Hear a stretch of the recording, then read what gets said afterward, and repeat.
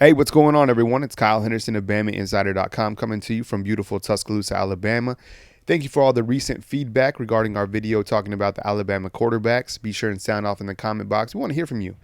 Love the feedback. Today we're talking about the running backs, and I think when you look at Alabama's running backs going into the 2020 season, it obviously starts with Najee Harris. So I'm going to do this video similar how I composed the quarterback video talking about three big questions going into the 2020 season, and we'll do this running back style. So first question revolves around Najee Harris. And besides, him being the most talented running back coming back to the 2020 season, I mean, you got, there's plenty of running backs out there, but I think, besides Chuba Hubbard and, Travis Etienne, I think Najee Harris is certainly the best running back in college football. And that's why he came back for the 2020 season, right? I mean, besides unfinished business, I think looking at that 2021 draft, he's probably going to be the top running back taken off the board.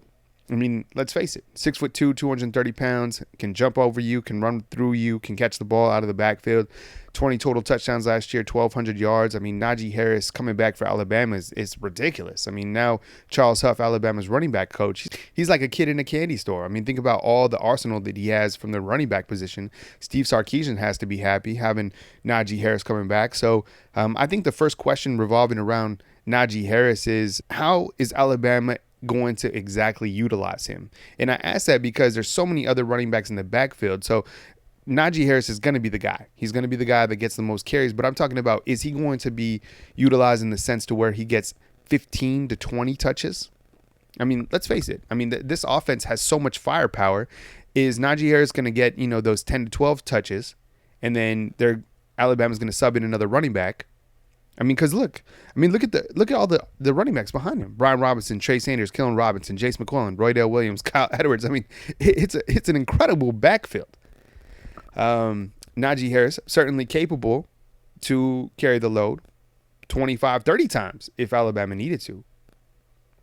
And I think in those games where Alabama will need to rely on him, they will go to him as many times as possible, which I think they should. I'm just curious to see if Alabama uses him in the role similar to what Alabama did with Joshua Jacobs a couple seasons ago, to where he was the guy, but Alabama only went to him when they absolutely needed him to. I kind of fall into the group to where I think they're just going to use Najee Harris.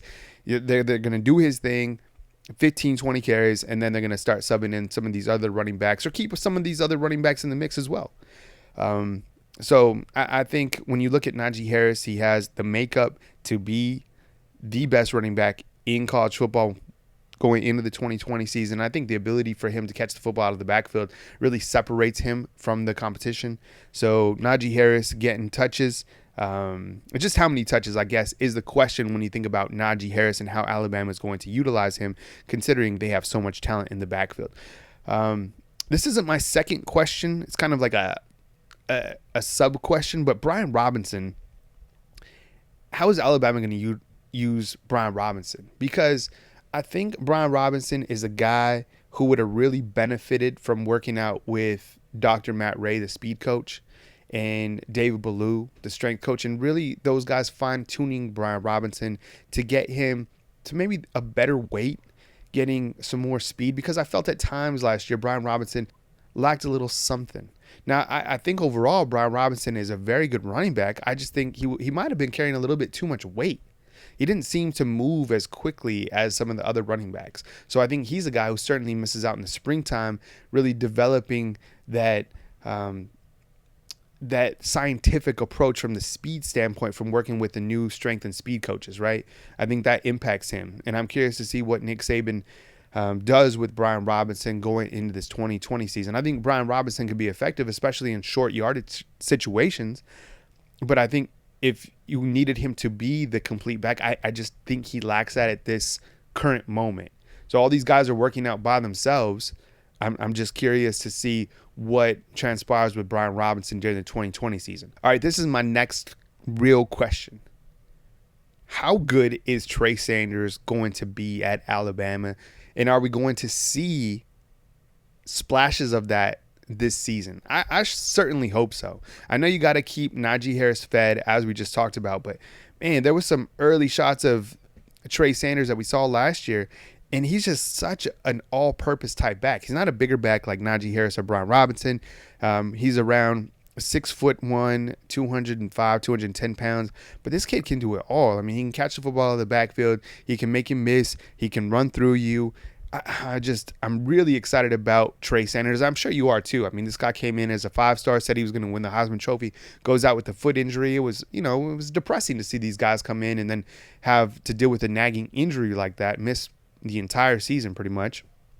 So him coming back, I want to see what he can do when he's healthy, when he gets that first carry, when he gets 15, 20 carries or 15, 20 touches rather in a game, and see what he can do from an overall standpoint, because I think, he has the ability, and Alabama truly has someone special, someone that could really leave their mark, carry that running back legacy. I think Trey Sanders is going to be that guy. So are we going to see that? And just how good is he going to be, not only this year, but moving forward? I mean, is this the guy who is Alabama's staple running back for the next couple seasons? Is he going to be that guy that really sets himself apart? Because this year he's only a redshirt freshman, so that means Alabama will have him this year and all of next year. And of course, he can, if things work out well, he can leave after his redshirt sophomore season. But I'm just curious from an overall standpoint, how good is Trey Sanders going to be? And I think he's going to be pretty good. This is kind of my next sub question that's around Kylin Robinson. Alabama has someone truly dynamic in Kylin Robinson. I think overall this guy hits the hole harder than any other running backs on the roster. This guy is shot out of a cannon. Nick Saban said last year, this guy's got the juice. And yeah, he certainly does. He's got a great top-end speed. He can really get to that next level, outrun defenders, outrun those corners, those safeties. I mean, the guy is just such a weapon. And, think about this. During the 2021 season, Najee Harris, Brian Robinson exited out. You got Trey Sanders and Kylin Robinson. So you got your all-purpose back and then your speed back, and then you got all these younger running backs behind them. I mean, what a backfield. Not only for this year, but for years to come at Alabama. So Kylin Robinson, certainly a guy that Alabama would love to get the football to in different situations. And, the guy is just so dynamic because of his top-end speed. My third final major question revolves around the freshman running backs. And which freshman running back do you think will really separate themselves from the rest of the pack? Jace McClellan, Roydell Williams, or Kyle Edwards? We had the opportunity, our staff writer, Tyler Waldrop, traveled down to Louisiana last week and talked with Kyle Edwards. What a young man. Super smart, super articulate. Kid is absolutely yoked, stays in the weight room, very humble cat, really excited to get to Alabama, knew that Alabama was the place for him since the minute Alabama offered him. This guy's coming in, really eager to prove himself. Said he really admires Najee Harris and how he plays. Kyle Edwards, certainly special. You got Jace McClellan, who flipped from Oklahoma to Alabama. I think that was a tremendous pickup. I mean, the guy has great side-to-side abilities, can make you miss. A really, really shifty running back. And then you got Roydell Williams out of Hueytown, out of the home state of Alabama, repping Alabama.